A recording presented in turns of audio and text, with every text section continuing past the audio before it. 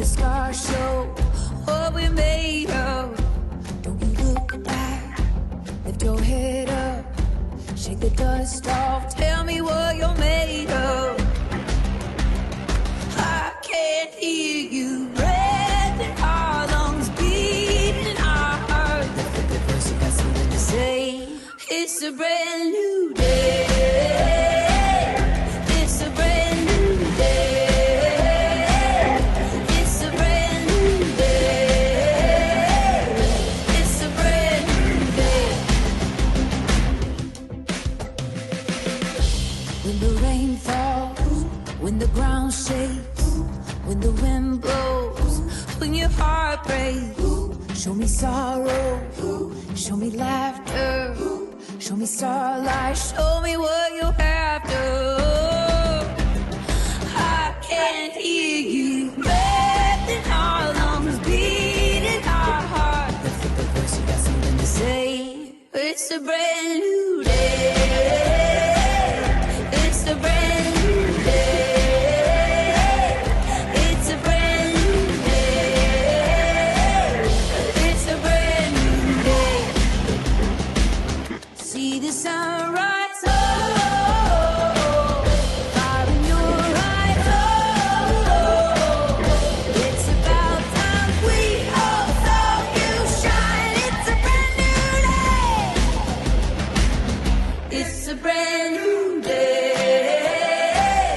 It's a brand new day. It's a brand new day. It's a brand new day.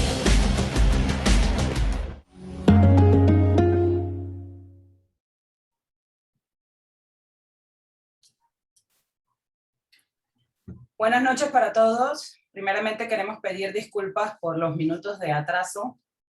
Ya estamos aquí, después de un mes de ausencia luego de nuestro congreso virtual. Estamos retomando nuestros miércoles de docencia y bueno, en nombre de la Sociedad Panameña de Obstetricia y Ginecología queremos darles la bienvenida, queremos darles las gracias por conectarse en la noche de hoy y queremos primeramente presentarles al doctor Luis Humberto Araujo, quien nos acompaña desde Guatemala. El doctor Araujo es médico ginecólogo y obstetra, especialista en endocrinología reproductiva y medicina materno-fetal. La jornada de docencia de hoy se realiza gracias al apoyo de Abbott, nuestro súper aliado en educación médica continua.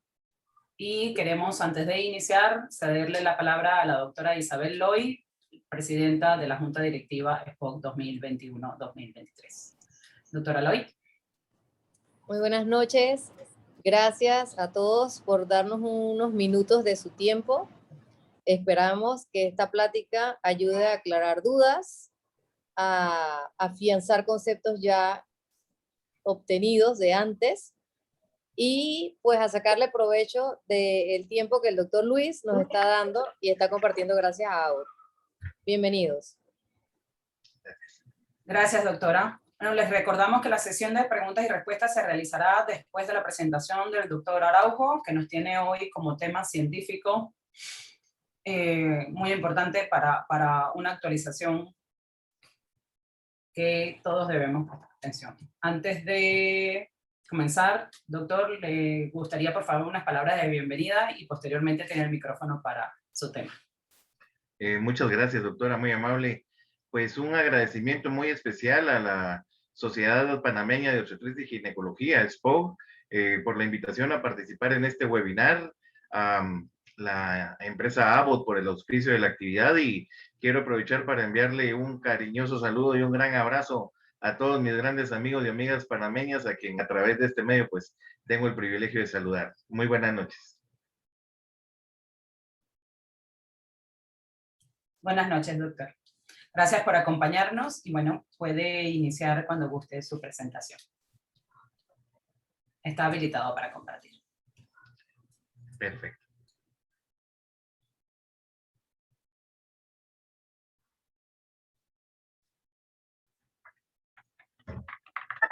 Pues muy buenas noches de nuevo. El tema del día de hoy es evolución y criterios de uso de ciproterona en hiperandrogenismo femenino.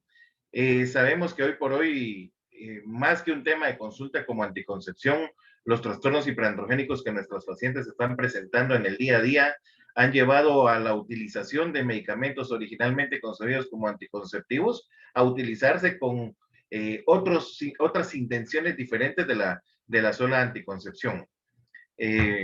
Como siempre es importante la declaración de conflicto de interés, no hay ningún conflicto ni compromiso con los datos acá presentados y podrán ser utilizados si la sociedad panameña así lo dispone para fines de docencia.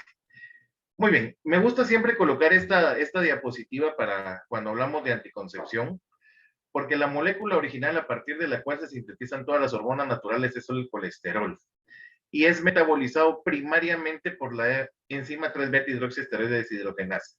A partir de aquí tenemos la acción de las moléculas de 21 átomos de carbono en el caso del ovario, la vía de la pregnenolona, también llamada delta 4, y en el caso de la progesterona, la vía de la delta 5. Los productos finales van a ser los andrógenos de origen ovárico, androstenediona y testosterona, y estos andrógenos van a ser aromatizados a estrona y estradiol. En vida reproductiva, el 99% del estrógeno en la mujer es de origen ovárico, 90% estradiol, que es el estrógeno biológicamente activo y del cual literalmente la paciente depende de cabeza a pies, y un 9% de estrona, que biológicamente es inactivo porque carece de receptores naturales. El ovario no expresa esta enzima, la citocromo P450-21 hidroxilasa, o simple y sencillamente 21 hidroxilasa, y por lo tanto es a partir de esta enzima que vamos a sintetizar los andrógenos y hormonas de origen suprarrenal, cuyos productos finales serán la aldosterona y el cortisol, cuyas alteraciones en la etapa reproductiva pueden llevar a alteraciones importantes del ciclo menstrual regular. Particularmente las elevaciones de cortisol incluso pueden llevar hasta casos de amenorrea secundaria, que no será tema que abordaremos en esta conferencia por enfocarnos directamente al tema del hiperandrogenismo femenino. Vamos en la primera parte de la conferencia, pues recordar algunas pinceladas de conocimientos ya adquiridos de cómo ha evolucionado la anticoncepción hormonal oral, y específicamente nos referiremos a la anticoncepción hormonal oral como tal a lo largo de la historia. Esta famosa diapositiva que la hemos visto en múltiples conferencias de la revista Time, cuando en la década de los 60 el doctor Grigori Pincus, pionero de la anticoncepción oral, lanzó la píldora anticonceptiva. En el 2010, la misma revista Time dedicó este volumen a la píldora anticonceptiva, muy pequeña, muy poderosa y poco entendida. Hoy, 11 años después, ya 60 años de anticoncepción, las cosas se van aclarando un poquito y vamos entendiendo cada vez más cómo va a funcionar un anticonceptivo en relación a la combinación que utilicemos de estrógeno y progestina. Muy importante situación que debemos de conocer y que vamos a explicar en las láminas un poquito más adelante. Bueno, desde el punto de vista de las perspectivas de los anticonceptivos, ¿qué ya hemos alcanzado? Bueno, seguridad y eficacia, porque si la paciente lo que busca es precisamente anticoncepción, pues los anticonceptivos actualmente han demostrado seguridad y eficacia con índices de PERL superiores al 99% en uso ideal. Recordemos este punto, que es importante tenerlo en consideración. Las publicaciones de los índices de PERL son en uso ideal, no en el uso real que algunas veces las pacientes pueden dar, que no se acerca o dista de ser el uso ideal que nosotros como prescriptores quisiéramos que le diera. Los desafíos que hay es lograr aceptación, apego, y esto lo vamos a lograr desde el punto de vista de que entre más beneficios obtenga la paciente, además de la sola anticoncepción, la utilización y el apego a ese tipo de tratamiento que nosotros vamos a prescribir va a ser más efectivo, y esto nos va a permitir no generar nuevos anticonceptivos, porque la investigación en anticonceptivos no ha avanzado en descubrir nuevas moléculas. El avance o los nuevos anticonceptivos ha sido en reformular lo que ya conocíamos, en cambiar las dosis de los medicamentos, en cambiar las combinaciones de los medicamentos o en cambiar los esquemas de tratamiento de los medicamentos y de las combinaciones estroprogestágenas que vayamos a utilizar. Bueno, ¿qué van a esperar las pacientes de un anticonceptivo? Obviamente que sea efectivo si la razón es la anticoncepción, que sea seguro, con mínimos efectos secundarios y dentro de esos mínimos efectos secundarios, el principal de todos, como todas las mujeres que tratamos a diario nos lo harán saber, y es la primera pregunta a la hora de prescribirles, y no aumento de peso, doctor, y evidentemente eso es algo muy importante que tenemos que tener en consideración. Además de ello, que sea reversible a corto plazo y que tenga un buen control del ciclo. Estas características las podemos resumir en un memotécnico que se llama SERA, es decir, seguro, efectivo, reversible y con además beneficios adicionales. Entre mejores beneficios adicionales nos ofrezca la formulación que vayamos a utilizar, mejores resultados vamos a obtener en el apego de la paciente al tratamiento anticonceptivo.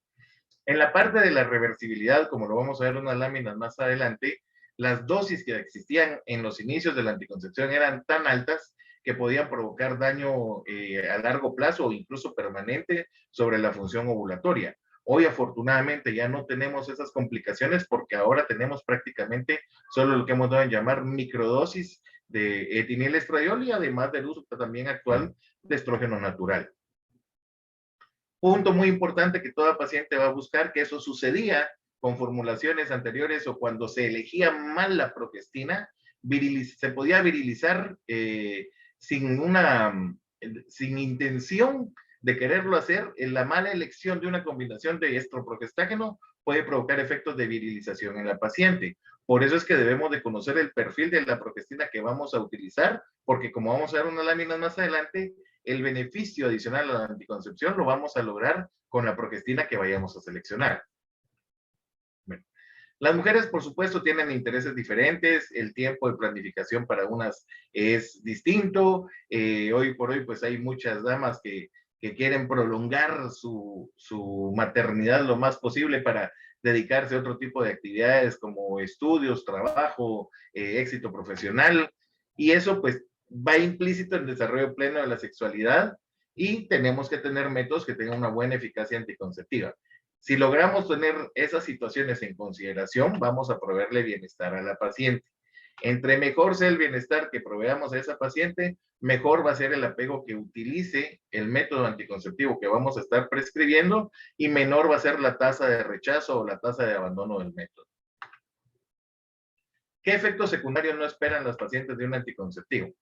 Pues en primerísimo lugar, como lo vimos un poquito atrás, el aumento de peso. Ellas no quieren aumentar de peso porque es el efecto secundario o la razón principal por la que abandonan el tratamiento anticonceptivo. No quieren tener problemas de la piel, no quieren tener una piel grasosa, no quieren tener el aparecimiento de acné, no quieren tener problemas de caída de cabello, aunque recordemos que el ciclo de vida de anagénesis, catagénesis y telogénesis en el cabello femenino es mucho más rápido que el del varón, y aunque pierdan pelo más rápido lo van a generar, de tal suerte que no vemos pacientes, o es muy raro ver pacientes con alopecia. Tampoco se desea un aumento de la presión arterial. Volvemos a recargar lo de las manifestaciones de androgenización y efectos secundarios como dolor de cabeza, dolor mamario, molestias gastrointestinales, manchado intermenstrual que puedan incidir en la calidad de vida de la paciente.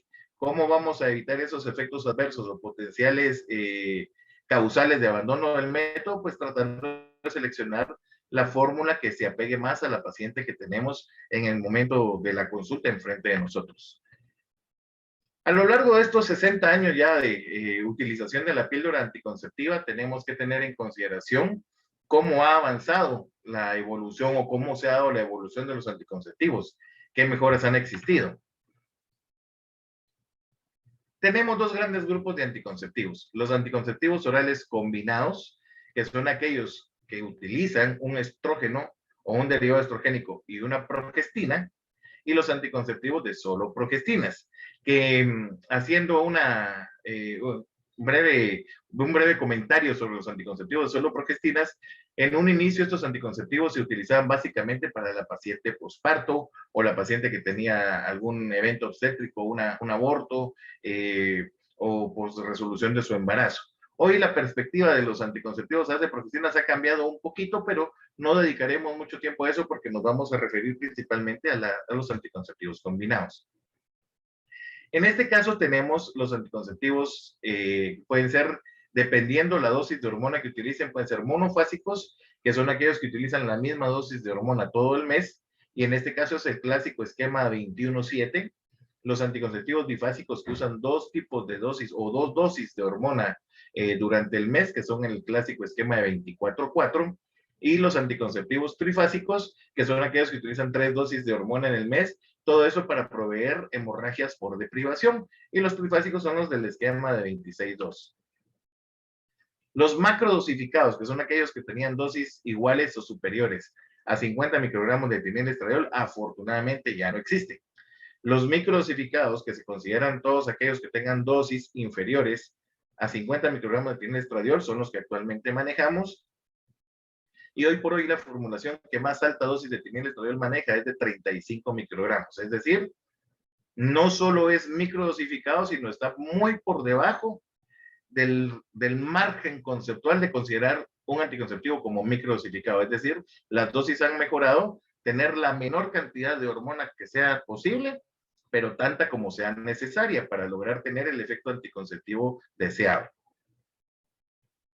Desde el punto de vista de los progestágenos, derivados de la progesterona natural, tenemos, pues, considerando a la progesterona, 4 tipos de progestágenos. De las progestinas, tenemos el primero de los grupos que fue estudiado y lanzado al mercado, es el de las progestinas derivadas de la 17-hidroxiprogesterona. En este caso tenemos 3 tipos de progestinas, que es el acetato de medroxiprogesterona, el acetato de ciproterona y el acetato de clormadinona. Que estas progestinas de este grupo tienen particularidades que no poseen otro tipo de anticonceptivos, otro tipo de progestinas, pero que vamos a evidenciar un poquito más adelante con el estudio del tipo de receptor que van a estimular. El segundo grupo de progestinas son los derivados de la 19-nortestosterona. De los derivados de la 19-nortestosterona tenemos de primera generación como el norgestrel, el norgestimato. De los de segunda generación, pues que incluso en investigación se considera como el estándar de oro para comparar progestinas, que es el levonorgestrel. O sea, si se va a hacer una investigación, se comparan los efectos contra el levonorgestrel por considerarse el estándar de oro de investigación. Y de tercera generación, que dicho sea de paso, son progestinas androgénicas, no antiandrogénicas, sino androgénicas, como el gestodeno, el norgestimato, el desogestrel. Tenemos también los derivados de la 17-espirolactona, como la drospirenona, y derivado 19-nortestosterona, considerado de cuarta generación, el dienogest. Tenemos que tener en consideración que el principal objetivo para prescribir un anticonceptivo no es considerar la fórmula que para mí sea la mejor o la combinación que yo considere que es la mejor. Debo seleccionar la formulación que es la mejor para la paciente que en ese momento yo estoy interrogando, que en ese momento yo estoy examinando y que es a la que consideraré o no solicitarle ayudas adicionales, pero debo buscar la fórmula exacta para ella. No hay una fórmula exacta para todas las mujeres. Por eso es el concepto de individualización terapéutica, debemos de llevarlo a la práctica en la medida de lo posible. Bueno, ¿qué debo de pensar cuando voy a prescribir un anticonceptivo? ¿Qué conceptos debo de tener en consideración? Pues uno y muy importante, el índice de Pearl. El índice de Pearl es la efectividad del anticonceptivo, que como les menciono, para los anticonceptivos orales es del 99%. La edad de la paciente, debemos de tener en cuenta aquí los criterios de elegibilidad de la OMS, que le daremos una pincelada un poquito más adelante. El deseo reproductivo en cuanto al número de hijos que desea tener y el espaciamiento que quiere tener entre esos embarazos. Obviamente la vía de administración del método, en este caso pues nos consideraremos solo con la vía oral. Si es vía oral, ¿qué dosis utilizar de etilene-estradiol o estradiol? En función de varios aspectos de la paciente, volvemos a recalcar lo de la edad, su índice de masa corporal, el porcentaje de grasa corporal también es importante para evitar efectos secundarios derivados del uso de algún anticonceptivo. ¿Cuál es lo que mencionaban los criterios de elegibilidad de la Organización Mundial de la Salud? Y principalmente, y hoy por hoy, y cada vez más importante en consideración, ¿qué progestina debo utilizar? ¿Por qué razón? Porque es precisamente la progestina la que va a generar los beneficios adicionales a la anticoncepción. ¿Por qué razón? Porque la progestina es la que va a tener la posibilidad, al igual que la progesterona natural, de estimular receptores diferentes a los receptores estroprogestágenos, o progestágenos específicamente hablando de una progestina.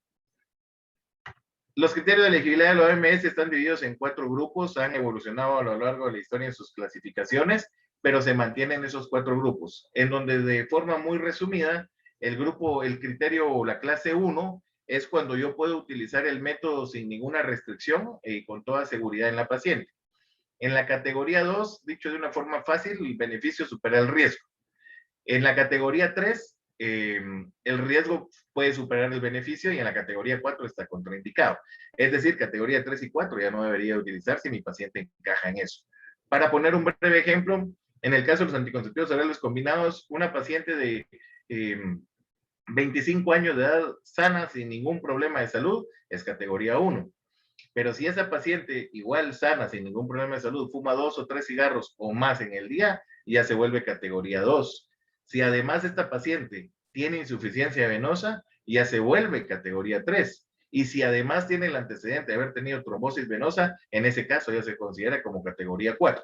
Por poner un breve ejemplo de que en un mismo caso podrían darse diferentes categorías dependiendo de las condicionantes que puedan existir en ese momento. Muy bien, hablando de los estrógenos, ¿cuál ha sido la evolución del estrógeno? Pues en los años 60, el que se empezó a utilizar el etinelestradiol, que ha sido el estrógeno mayormente utilizado desde la década de los 60 y lanzamiento de la píldora por el doctor Pincus. Antes del etinelestradiol se utilizó como estrógeno el mestranol. El problema es que el mestranol tenía una biodisponibilidad idiosincrática, es decir, podía ser efectivo o podía no ser efectivo, no, dependiendo cómo lo metabolizara la paciente. La molécula de etinelestradiol fue mucho más estable que el estranol y que el mestranol y con menos efectos secundarios y fue la que más se empezó a utilizar. Hacia 1995 empezó a agregarse a las moléculas de anticonceptivos orales combinados el valerato de estradiol y a partir del año 2005 se ha agregado también el uso del estradiol, 17 estradiol. En cuanto a la evolución del etinilestradiol en cuanto a su dosis, antes de 1961 y usando el mestranol, las dosis eran de 150 microgramos. A partir de 1961 se empezó a utilizar la dosis de 50 microgramos. En 1973 apareció la de 30 microgramos, en el 97 la de 20 y en el 2010 la de 10 microgramos. O sea, todo esto tiene sus beneficios y tiene sus contraindicaciones, o sus pros y sus contras. Dentro del mecanismo de acción estrogénico vamos a tener que tener en consideración qué es lo que hace el etinilestradiol en el cuerpo de la paciente. Recordemos que el etinilestradiol es 300 a 500 veces más potente que el estradiol. Entonces, al ser una molécula mucho más potente, va a lograr una estabilización del endometrio en cortísimo plazo, muy rápido. Incluso en algunas ocasiones se prescribe para aquellas pacientes con una hemorragia uterina anormal, con una hemorragia uterina disfuncional. Se les prescribe etinilestradiol para parar ese sangrado por el efecto tan potente que tiene a nivel endometrial y la estabilización que logra. Además de ello, va a aumentar los receptores intracelulares de progestágeno, o sea, sintetiza sus propios receptores y además sintetiza el receptor progestágeno y potencia la acción de las progestinas.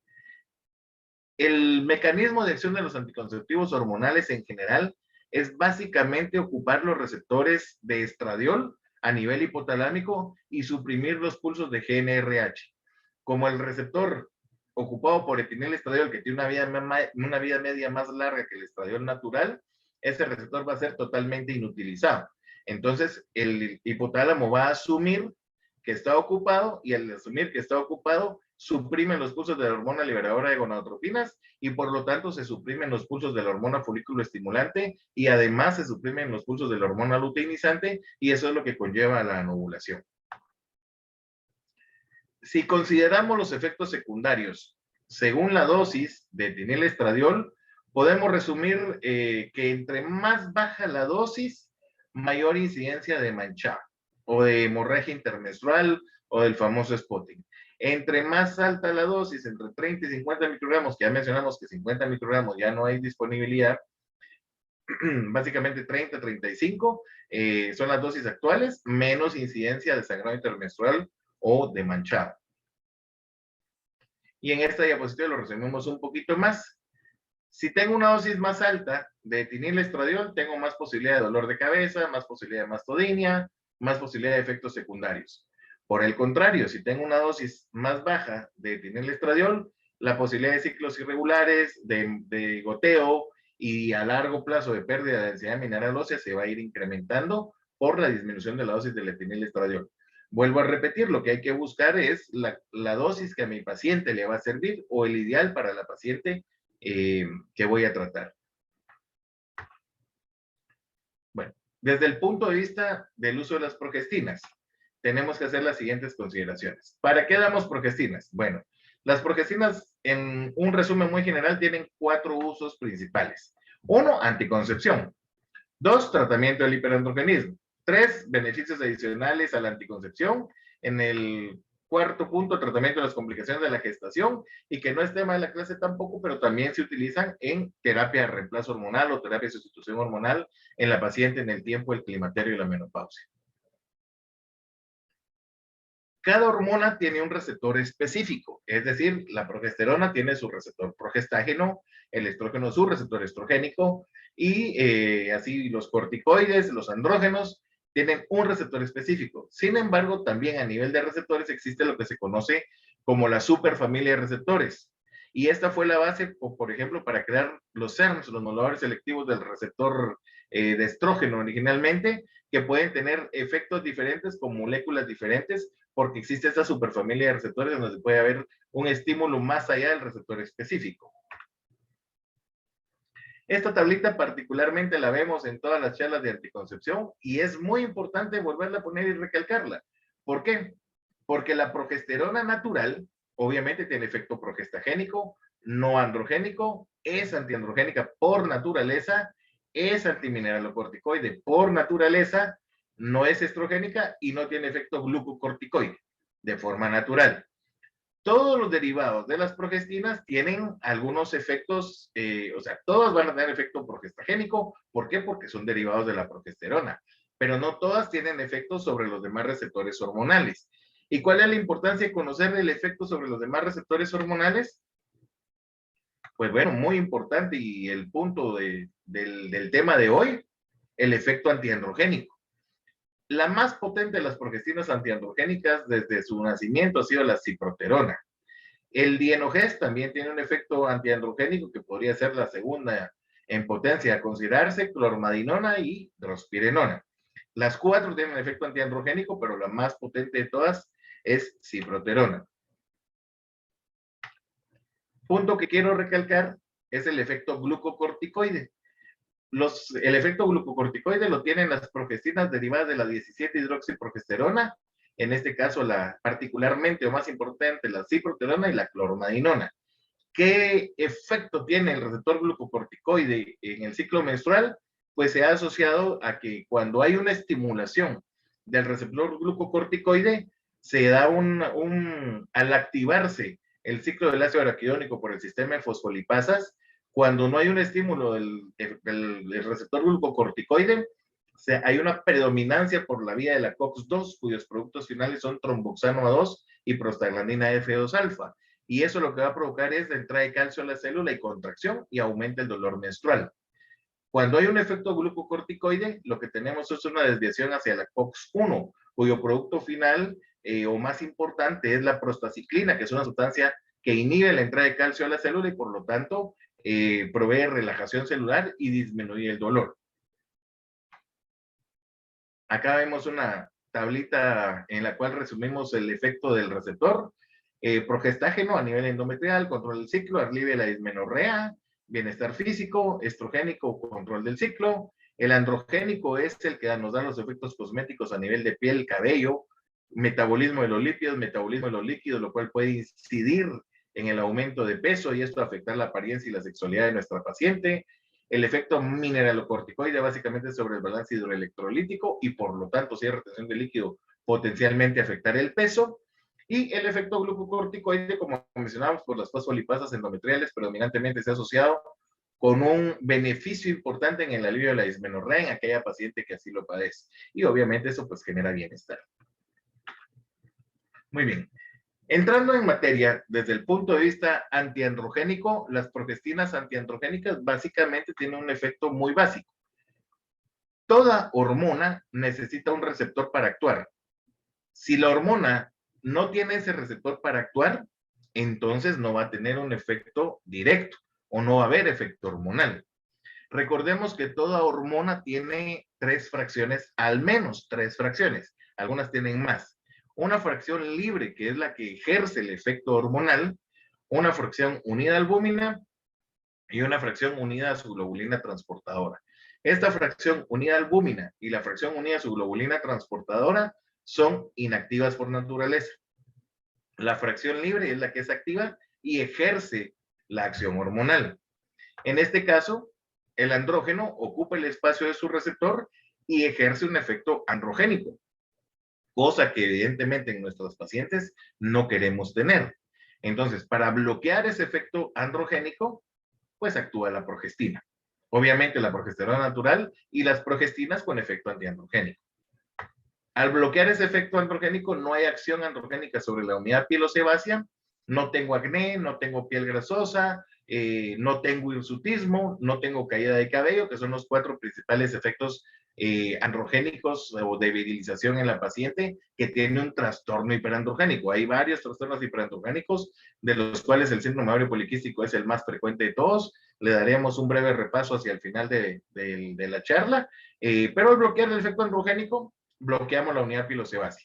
Y este es el mecanismo primario. Pero además de este mecanismo primario, las progestinas antiandrogénicas tienen 2 mecanismos más que son muy importantes.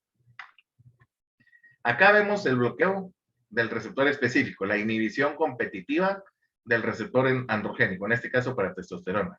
Pero además de ello, a nivel celular, bloquean la 5-alfa reductasa. Esta 5-alfa reductasa es la que, si nos enfocamos en el ciclo menstrual, un solo folículo es el que ovula, porque ese folículo tiene un microambiente estrogénico. Los demás folículos que no ovulan, que no llegan a ovular, es porque no producen la enzima que hace que el ambiente sea estrogénico, que es la aromatasa. Al no tener aromatasa, los folículos expresan la 5-alfa reductasa y convierten la original androstenediona y testosterona, andrógenos ováricos naturales, en androstanediona y dihidrotestosterona, que son los andrógenos 5-alfa reducidos mucho más potentes que los andrógenos naturales y son los encargados o son los responsables de causar los efectos deleterios sobre el folículo piloso, es decir, lo que habíamos mencionado, acné, seborrea, hirsutismo y caída de cabello.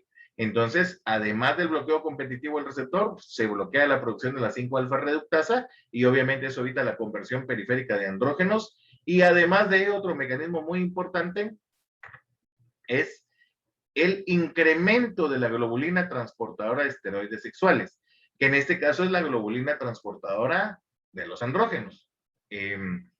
Si aumenta la fracción de la globulina transportadora de esteroides sexuales, la que va a disminuir es la fracción libre. Y por lo tanto vamos a tener un menor efecto porque vamos a tener menos hormona libre y este es el tercer mecanismo antiandrogénico de las progestinas antiandrogénicas. Muy bien, ahí vamos armando el rompecabezas. ¿Qué usos médicos podemos darle, en este caso, a las progestinas antiandrogénicas en general? Anticoncepción femenina como antiandrogénico, en tratamiento de endometriosis, aunque allá no lo ponemos con un chequecito tan marcado, porque si bien es cierto, puede utilizarse, ya no son una terapia de primera línea para el tratamiento de endometriosis. Sí lo son para terapia de reemplazo hormonal y un punto muy importante y cada vez más en la investigación, las progestinas a nivel cerebral estimulan la producción del ácido GABA y el ácido GABA dentro de otras acciones estimula la producción de beta endorfinas y otras sustancias de bienestar que van a favorecer el estado de ánimo de la paciente. Entonces también debemos de tener esto en consideración a la hora de la selección de nuestra progestina. Que dicho sea de paso, las 17-hidroxiprogesterona son las que más efecto de neuroesteroide tienen a nivel central. Vamos a platicar un par de diapositivas sobre la evidencia clínica de la eficacia de los anticonceptivos orales que contienen ciproterona en el tratamiento del hiperandrogenismo. Muy bien. ¿Los anticonceptivos son efectivos en el tratamiento del acné frente a placebo? Definitivamente que sí. Toda la evidencia así lo sustenta. Existen pocas diferencias entre los distintos anticonceptivos en su efectividad. Sin embargo, ciproterona y clorminol han demostrado ser más eficaces que el levonorgestrel en el tratamiento del acné. Tener en consideración que el levonorgestrel, como mencionamos, es derivado 19-nortestosterona, pero no tiene efecto androgénico como sí lo tienen los derivados 19-nortestosterona de tercera generación.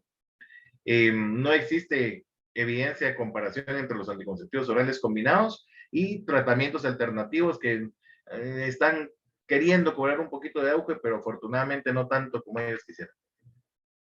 En este estudio de Goldnick se estudiaron 730 pacientes con 4 grados distintos de acné durante 6 ciclos de tratamiento. Pongámosle ojo a esto, 6 ciclos nada más de tratamiento, utilizando una formulación de 35 microgramos de etinilestradiol con 2 miligramos de acetato de ciproterona, específicamente para tratar el acné.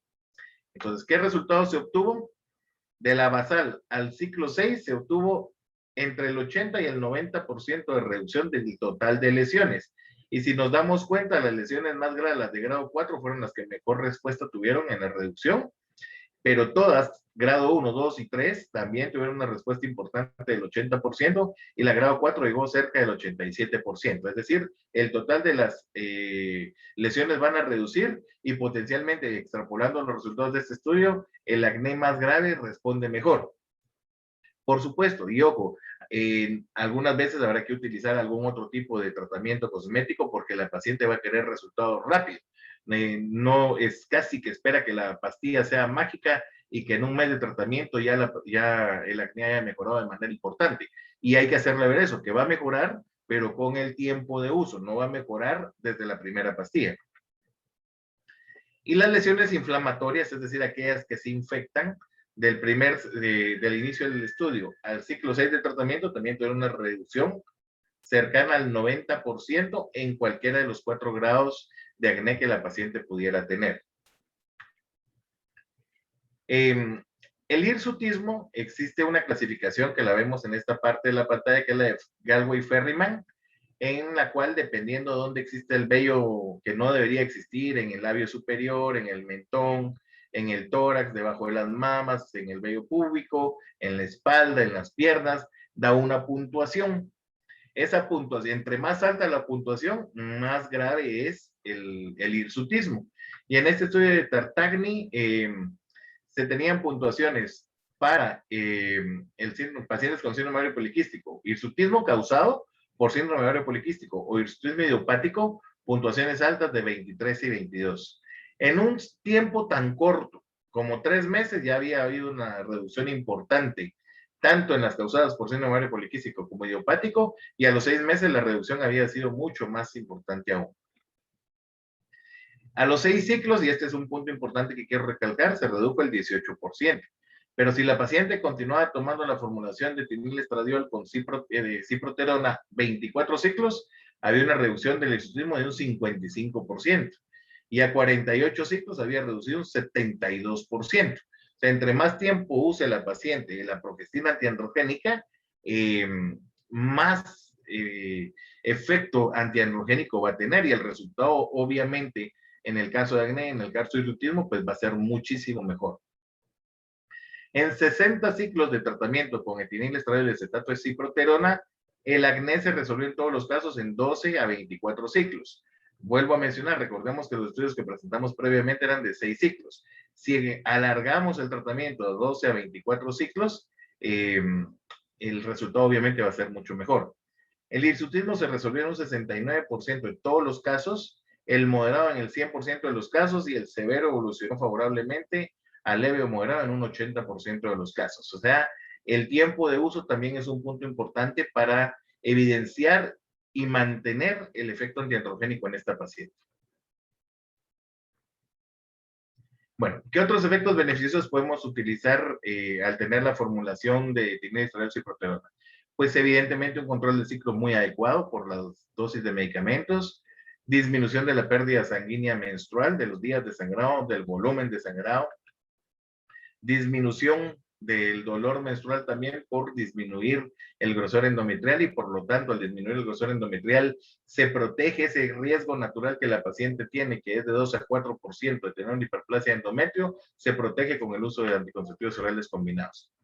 En un tratamiento ideal, la anticoncepción es muy efectiva, y contrario a lo que se pensaba, o que que acá en Guatemala pasa mucho, que las abuelitas o las señoras de cierta edad le dicen a las jovencitas que toman anticonceptivos que si quedan embarazadas, su bebé va a tener malformación porque se consideraba que tenía un tratamiento teratogénico. Obviamente eso está totalmente desvirtuado. Y provee un alivio significativo de la dismenorrea, como habíamos mencionado. Precauciones que hay que tener en consideración. Estrógenos y gestágenos androgénicos aumentan la intolerancia a la glucosa. Es decir, si yo tengo una paciente que tiene un índice de masa corporal arriba de 30 o que ya tiene alguna manifestación de sobrepeso o retención hídrica, y yo le doy una progestina androgénica, voy a incrementarle los efectos que de por sí ya tiene por el sobrepeso y voy a aumentar su resistencia a la insulina porque van a aumentar la intolerancia a la glucosa. Pacientes hiperandrogénicas obesas y adolescentes tienen mayor riesgo metabólico de dislipidemias, lo que hemos visto, insulinoresistencia, potencialmente hipertensión, es decir, lo que conlleva a desarrollar en el futuro el síndrome metabólico. Por lo tanto, volvemos a repetir que el tratamiento debe ser individualizado, debe tener un adecuado control glicémico y considerar en este tipo de pacientes que potencialmente podrían tener riesgo, las pacientes obesas principalmente, el uso de metformina a la hora de la prescripción del anticonceptivo. Considerarlo. No es una regla que se tenga que utilizar, sino dependiendo del caso que estemos resolviendo o que estemos tratando, podrá ser considerado o no. Bueno. El acné no originado por el síndrome ovario poliquístico es diferente del que sí es ocasionado por el síndrome ovario poliquístico, que tiende a ser un poco más agresivo. El síndrome ovario poliquístico es el trastorno hiperandrogénico más frecuente en edad reproductiva, es la causa número 1 de anovulación crónica, es la causa número 1 de hirsutismo y es la causa número 1 de hiperandrogenismo femenino, es decir, el efecto cosmético del acné, la piel grasosa y la alopecia androgénica. Entonces, un breve repaso de qué es lo que sucede en esta paciente con acné. De por sí la paciente con síndrome ovario poliquístico, que es una enfermedad que no evoluciona en unos pocos meses, es un trastorno endocrino que ha evolucionado a lo largo de años quizás, y que si no se resuelve o si no se interviene oportunamente, los efectos se van agravando como aquel ejemplo de la bola de nieve, en donde a mayor tiempo de padecimiento de la enfermedad, mayor evolución de los riesgos. Entonces, brevemente, la fisiopatología del síndrome ovario poliquístico. A nivel del hipotálamo, en el núcleo arqueado se produce la hormona liberadora de gonadotropinas, que tiene dos características, la frecuencia y la amplitud de los pulsos. Cuando esa frecuencia y amplitud de pulsos es normal, la gonadotropina, que principalmente responde a la hormona folículo estimulante. Esta estimula las células de la granulosa y eso hace que se active el ciclo que en la primera diapositiva presentábamos, de la delta 4 y delta 5 se produzcan androstenediona y testosterona, y a través de la aromatización se produzca estrona y estradiol, y esto conlleve a un ciclo ovulatorio. Pero si tenemos alteración en la frecuencia de pulsos y en la amplitud de esos pulsos, ya no va a ser la FSH la que me va a responder, sino va a ser la hormona luteinizante la primera que va a responder. Y ese exceso de hormona luteinizante y disminución de la hormona folículo estimulante, por naturaleza es hiperandrogénico. ¿Por qué? Porque la hormona luteinizante lo que hace es estimular a las células de la teca interna para la producción de testosterona. Si tengo un exceso de hormona luteinizante, voy a tener un exceso de testosterona. Entonces, ese exceso de testosterona, la aromatasa ya es incapaz de aromatizar la estrona y estradiol, y la paciente entra en la anovulación porque no puede metabolizar ese exceso de andrógenos que está produciendo en las células de la teca. Al inhibirse la acción de la aromatasa, se inhibe la ovulación porque no hay producción estrogénica oportuna, y eso lleva a que se agrave aún más la alteración en la frecuencia de pulsos de la hormona liberadora de gonadotropinas. Ese hiperandrogenismo de origen ovárico nos va a conllevar a una mayor conversión periférica de andrógenos ováricos y por lo tanto a una mayor manifestación periférica del exceso de andrógeno. Esta conversión periférica principalmente va a estar condicionando la conversión periférica del sulfato de estrona, que es un estrógeno biológicamente inactivo y que por lo tanto no tiene efectos beneficiosos.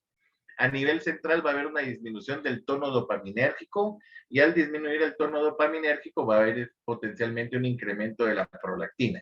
Esto a nivel suprarrenal va a incrementar el sulfato de hidroepiandrosterona, que también es un andrógeno de origen suprarrenal. Recordemos que los andrógenos en vía reproductiva son 50% ováricos y 50% suprarrenales. Al haber alteración de andrógenos de origen ovárico y suprarrenal, el exceso de andrógeno se va a incrementar y la condición resultante del exceso de andrógeno es una resistencia a la insulina. Y en este particular punto existe la disyuntiva en que ¿qué llevó a qué? Si el exceso de andrógeno llevó a la resistencia a la insulina o la resistencia a la insulina llevó al exceso de andrógeno. Lo que está bien demostrado es que los dos coexisten en el mismo tiempo y son un círculo vicioso que se agravan potencialmente, que se agravan mutuamente. La paciente insulino resistente casi que por naturaleza es obesa y obviamente hiperandrogénica. Entonces, para una paciente con ovario poliquístico, que pues no es un tema directamente relacionado a la clase, pero sí el hiperandrogenismo del ovario poliquístico, ¿qué pienso para poderlo tratar? Uno, pues mantener el control normal del endometrio. Recordemos que la paciente con ovario poliquístico por naturaleza es anovulatoria. Y al ser anovulatoria se incrementa ese riesgo natural que habíamos mencionado de hiperplasia de endometrio y la paciente pues con el tiempo ese es uno de sus riesgos, desarrollar una hiperplasia del endometrio y sabemos que el desarrollar una hiperplasia del endometrio conlleva el potencial riesgo de algo más grave como un carcinoma de endometrio. Por lo tanto, se debe de, al ser el síndrome ovario poliquístico la causa número 1 de virilización o de hiperandrogenismo femenino, se debe antagonizar, por supuesto, la acción de los andrógenos que se están produciendo en exceso. Se debe reducir la resistencia a la insulina para, obviamente, al reducir el nivel de la hiperandrogenemia, vamos a reducir el nivel de resistencia a la insulina y al reducir la resistencia a la insulina vamos a disminuir el hiperandrogenismo. Y además de ello, corregir la ovulación. Esto dependerá también de los deseos de fertilidad de la paciente. Si la paciente no tiene deseo de fertilidad, pues siempre obviamente debo tratar el síndrome ovario poliquístico y proveerle a esa paciente ciclos menstruales, ya sea que le demos anticonceptivos orales combinados y que estemos descamando ese endometrio para evitar la hiperplasia o que le demos algún regulador si el deseo de la paciente es fertilidad y potencialmente considerar el uso de inductores de la ovulación. Muy bien, dentro de muchos estudios, este es un estudio muy grande del efecto de los anticonceptivos orales sobre los marcadores del hiperandrogenismo y volvemos a mencionar el efecto sobre el incremento de la globulina transportadora de esteroides sexuales, que es uno de los mecanismos de acción por lo cual se mejoran los estigmas clínicos del hiperandrogenismo femenino. Muy bien, ya para la última parte de la charla, esta diapositiva me parece sumamente importante que la tengamos bien fijada, bien en mente. ¿Por qué razón? Porque si lo que estoy queriendo tratar es un trastorno hiperandrogénico, la progestina que tiene mayor efecto antiandrogénico es el acetato de ciproterona. En un segundo lugar podríamos tener el dienogest, la drospirenona, el acetato de clormadinona, que son las progestinas antiandrogénicas, las 4 más potentes que el efecto antiandrogénico de la progesterona natural. Esta es la razón por la cual hay pacientes que tienen ciclos ovulatorios normales, ciclos menstruales regulares y padecen de acné. ¿Por qué? Porque la progesterona natural sí es antiandrogénica por naturaleza, pero el efecto antiandrogénico de la progesterona natural no es tan efectivo como lo es las progestinas antiandrogénicas.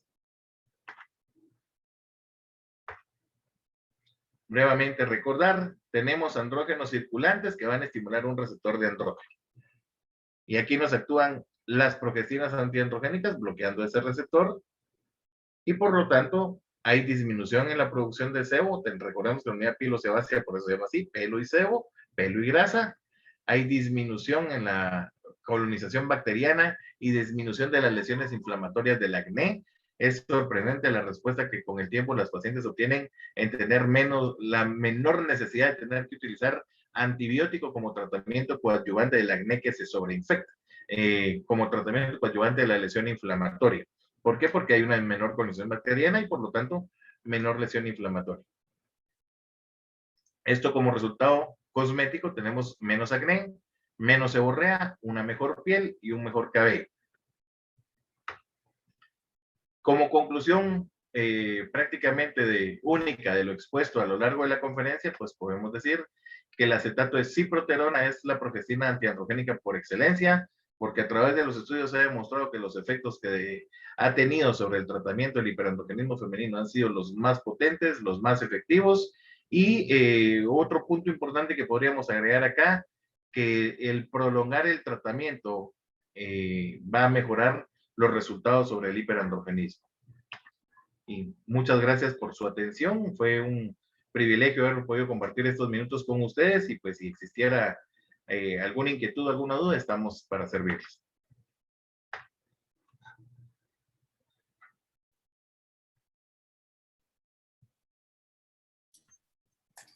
Muchas gracias, doctor Araujo. Nuevamente nuestro agradecimiento por acompañarnos en la noche de hoy, nuestro miércoles de docencia. Bueno, con esto damos inicio a la sesión de preguntas. Les recordamos que nos las pueden hacer llegar a través de la misma aplicación o a través del chat. En este momento ya tenemos algunas que deseamos comenzar a responder. Una es, doctor, en su experiencia, luego de remitidos los síntomas según condiciones de cada paciente, ¿por cuánto tiempo máximo adicional se recomienda el uso de la ciproterona? Esa es una muy buena pregunta. Hace algunos años se mencionaba que por la combinación que existía de 35 microgramos de etinilestradiol con 2 miligramos de acetato de ciproterona, se debería considerar que el tratamiento máximo debería ser de 9 meses a 1 año, por ser la combinación de más alta dosis de estrógeno. Eso hoy por hoy ya queda en un segundo plano porque hay combinación de 30 microgramos de etinilestradiol y de 20 microgramos de etinilestradiol con los 2 miligramos de acetato de ciproterona. Entonces, hoy por hoy se puede utilizar como cualquier otro anticonceptivo. El tiempo de uso no depende tanto del tipo de medicamento que se esté utilizando, sino el deseo de fertilidad de la paciente. No hay un estándar que diga, mire, solo la puedo usar 2 años, solo la puedo usar 5 años. Hay pacientes que usan anticonceptivos orales 10 años y no tienen absolutamente ningún problema. Entonces, el tiempo de uso va más en función del deseo reproductivo de la paciente o del deseo del método que la paciente quiere utilizar. Porque podría surgir la duda de decir, bueno, si lo voy a usar 10 años, pues ¿por qué no usamos un método de largo plazo? Podemos sugerirlo, por supuesto, pero nosotros como proveedores de salud, eso es nuestra obligación, sugerir y darle opciones a la paciente en función de qué sería lo mejor para ella. Pero al final de cuentas, lo que ella decide es el beneficio sobre ella misma. Y ahí podemos poner otra disyuntiva más, decir, bueno, está bien, va a planificar 10 años, pero, por ejemplo, los sistemas intrauterinos de liberación de levonorgestrel actúan localmente, entonces no le proveen ningún efecto sistémico, ni tampoco ningún beneficio cosmético sobre la piel. Entonces, en este caso, si lo que la paciente desea, además de la anticoncepción, o muchas mujeres ya no es por anticoncepción, sino es por obtener beneficios en piel que utilizan este tipo de combinaciones. Vale, muchas gracias. Creo que eso responde a otra de las preguntas que teníamos, que era ¿qué había de cierto en que no se debía usar por más de 6 o 12 meses? Perfecto. Doctor, ¿afecta la libido? En general, cualquier combinación anticonceptiva a largo plazo podría afectar la libido porque tiene bloqueada la producción de gonadotropinas y bloqueada la producción de la testosterona ovárica natural, que generalmente es la que pues, favorece el deseo sexual femenino o el inicio de la función sexual femenina. Sin embargo, la libido es multifactorial. Recordemos que hay muchos aspectos que la pueden afectar. En ningún estudio que yo haya revisado se ha tenido como una causa importante de abandono del método anticonceptivo la disminución de la libido. Sí es algo que tenemos que considerar, más en función del tiempo de uso del medicamento, a mayor tiempo, potencialmente mayor disminución de la libido, pero no es una causa importante de descontinuar el método. En mi experiencia personal es muy poco lo que podría yo responderle, o casi nulo que se afecte la libido de los pacientes.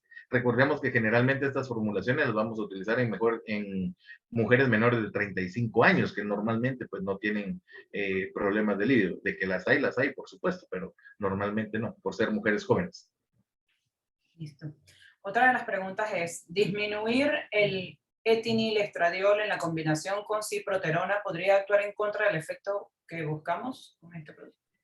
No, porque recordemos que el etinilestradiol va a actuar a nivel de regulación del ciclo, a nivel de grosor endometrial, a nivel de estabilidad endometrial, a nivel de evitar el manchado intermenstrual o el sangrado intermenstrual, y es la ciproterona, que es exactamente la misma dosis en cualquier formulación que se utilice, la que nos va a proveer los beneficios adicionales a la anticoncepción.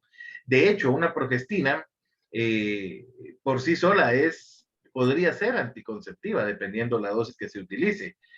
¿Por qué razón? Porque también va a ocupar a nivel central los receptores esteroideos, pero no tiene incidencia sobre el efecto no anticonceptivo, porque la dosis de la ciproterona, que es la que nos provee el efecto beneficioso no anticonceptivo, es exactamente la misma. La reducción de la dosis de estradiol, por ejemplo, si le doy 35 microgramos a una joven de 20 años de edad, seguro se nos va a quejar de dolor de cabeza, de dolor mamario. Entonces a ella pues le bajo un poquito la dosis, puedo considerar usarla de 20 por ser una mujer más joven, a menor carga estrogénica, menos efectos secundarios de esa naturaleza. Potencialmente me correré el riesgo que tenga más posibilidad de manchado. Que eso lo podemos, si pasa, pues habrá formas de poderlo corregir. O buscar una dosis de 30 microgramos, que es un poquito más baja, y los efectos dependientes del etinilestradiol disminuyen al disminuir la dosis de etinilestradiol. Vale. Tengo dos preguntas más. ¿Qué hacemos con aquella adolescente de 12 o 13 años con acné y poliquísticos? ¿Esperar o intervenir con antiandrogénicos? Esa es una excelentísima pregunta. El hecho de que una jovencita a esa edad tenga un cuadro de acné, habría que considerar qué tan grave es el cuadro de acné. Si el acné no es leve a moderado, podríamos dar un margen de espera, ver un punto muy importante, que el punto a considerar ahí es que si se intervienen, eventualmente al detener el estrógeno natural, eventualmente, por algunos publicaciones han dicho, se puede afectar la talla del adulto. Si eventualmente la niña va llegando a la talla de la mamá o el acné es muy de moderado a severo, se podrá considerar la intervención en tiempos cortos. Ahí sí, tiempos cortos. Okay. Que son los estudios que se presentaban de 6 meses. Una paciente con síndrome de ovario poliquístico, luego de estabilizar su condición de base, ¿puede cambiar a una anticoncepción prolongada tipo implante subdérmico, por ejemplo? De hecho, el implante subdérmico, en mi muy particular opinión y en ya estudios publicados, ya no debe de utilizarse como anticonceptivo, porque sí funciona muy bien como anticonceptivo, es excelente, pero por los efectos secundarios tan graves que provoca, incluso si por ejemplo una paciente fue tratada por acné leve a moderado, moderado severo y resolvió, y yo le pongo un implante subdérmico, le regreso el acné con más fuerza, y le regreso retención de líquido, potencial aumento de peso, solo por el uso del implante subdérmico, de 6 a 10 libras de aumento de peso por año de uso, aparte las alteraciones del estado de ánimo, porque en este caso no hay producción con el implante de neuroesteroides, entonces las pacientes tienen afecciones del estado de ánimo muy marcadas y por lo tanto cada vez va más en desuso la utilización del implante subdérmico. Si ya resolvió su condición de manifestaciones hiperandrogénicas, ¿podría considerar utilizar otro método anticonceptivo? Sí, pero hay que hacerle ver que con el tiempo, porque la naturaleza de la piel de la paciente es a una manifestación hiperandrogénica, aunado a que debe tener un cuidado de dieta y un estilo de vida saludable, con el tiempo podría revolver la manifestación cutánea del hiperandrogenismo, pero sí lo puede cambiar, pero hacerle ver de que se resolvió en ese momento, que tiene que tener cuidado, hoy por hoy hay muchos productos o tratamientos cosméticos como peeling, dermabrasiones y ese tipo de cosas que cada vez están más de moda, que mantienen limpio el rostro, pero el efecto hormonal sí puede volver a desarrollarse con el tiempo que la paciente pase sin un bloqueo de ese exceso de andrógeno. Tengo una pregunta que, bueno, bien curiosa. Imagino que de repente el doctor que no las está haciendo o el profesional que no las está haciendo no es ginecólogo, pero creo que es válido. Nos coloca, entiendo específicamente el uso de ciproterona, pero tengo la curiosidad. ¿Qué han pensado en el uso exclusivo de este producto en varones con acné severo? Si existe algún tipo de revisión al respecto. Esta es una pregunta muy, muy, muy interesante y en los varones no está indicado. En los varones no está indicado porque hormonalmente funcionamos diferente, entonces en los varones no hay indicación de utilizar ciproterona, ni hay ciproterona sola para utilizarla como una progestina antiandrogénica. De hecho, eventualmente algunos de los potenciales efectos en un varón de utilizar progestinas es ginecomastia, por ejemplo, pérdida de vello axilar, entonces no hay ninguna recomendación de utilizar antiandrogénicos en hombres. Bueno, doctor, el doctor Raúl Bravo, expresidente del SPOC, le hace llegar de manera directa su felicitación por la presentación de hoy. Muchas gracias, Raulito, un abrazo. Vale, si no hay más preguntas, creo que damos por cerrada la sesión de preguntas y respuestas. Y bueno, me permito ceder la palabra a Catherine Bernal, representante de Abbott, nuestro aliado en la noche de hoy. Catherine, cuando gustes. Gracias. Buenas noches, les saluda Catherine Bernal, yo formo parte del equipo de salud femenina Panamá, Abbott Panamá, y más que nada quiero agradecerles esta noche por la participación de todos ustedes, definitivamente agradecerles sobre todo al SPOC, a la Sociedad Panameña de Obstetricia y Ginecología, por siempre tomarnos presente, por continuar con esta actividad de la educación médica continua sobre todo. Y por supuesto, pues al doctor Luis Araujo por esta, que viene pues por parte de nuestro país hermano Guatemala, por su excelente pues exposición sobre todo, y estoy segura que ha sido de mucha importancia y de mucho apoyo para todos nosotros. Al igual, me gustaría compartirle Al igual me gustaría compartirle las opciones que tenemos por parte del equipo de salud femenina, de la línea de salud femenina, para el tratamiento de hiperandrogenismo, como lo es nuestra ciproterona Dixi 35 y Dixi 30, al igual pues contamos con un amplio portafolio en cuanto a anticoncepción, Belaface y Belaface 20 que están en el mercado, al igual que Mia y Mia 20. Para infecciones vaginales contamos con Ginflu D, y sobre todo estamos súper completos en cuanto a infertilidad con Progendo, Ginolac, y ahora pues tenemos a Dufaston en el mercado. Sobre todo pues para el cuidado prenatal contamos con Diamineral Folic, que es nuestro hierro y ácido fólico, y sobre todo pues en la terapia de reemplazo hormonal muy completa con Estrotap, Project y Bilip. Agradecerle nuevamente de parte de todo el equipo de Salud Femenina Panamá por el apoyo de esta noche, por apoyarnos siempre también en el día a día y bueno, que pasen excelente noche. Gracias, Catherine. Bueno, antes de cerrar la noche de hoy, le cedo nuevamente el micrófono al doctor Araujo para un mensaje de cierre, algún mensaje importante que quiera agregar y que nos quiera compartir con los miembros de la sociedad. Muchas gracias, doctora. Pues solo reiterar el agradecimiento a la Sociedad Panameña de Obstetricia y Ginecología por haberme dado la oportunidad de participar con ustedes en su programa de educación médica continua. Reiterar el agradecimiento a Abbott por el auspicio de la actividad y de nuevo pues enviar un cordial y fraterno saludo a todos mis amigos y amigas panameñas que esperamos en Dios primero algún día poderlos, no muy lejano, poderlos visitar de nuevo y pues disfrutar de unas Panamá allá en el Causeway. Pronto, la pandemia nos va a permitir eso. Sí. Por aquí en la sección de preguntas, bueno, tenemos una respuesta. La doctora Ana Oviedo le agradece la ponencia de hoy, doctora. Entonces, antes de cerrar, también le cedo la palabra a la doctora Isabel Loy para el cierre de las jornadas y yo después les digo un mensajito antes de cerrar. Doctora. Gracias, doctor Luis. Gracias a todos por participar. Excelente ponencia. El árbol de las progestinas lo hizo ver súper sencillo. Se ve que maneja el tema al dedillo. Siempre es un placer escuchar a los amigos de Guatemala y gracias a las chicas de Abbott que están allí para apoyarnos en todo sentido. Espero que les haya gustado y que tengan una linda noche. Gracias, doctora.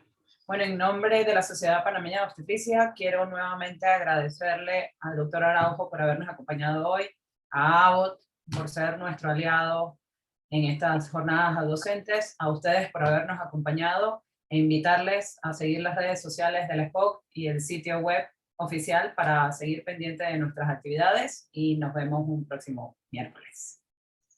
Feliz noche para todos. Muy buenas noches.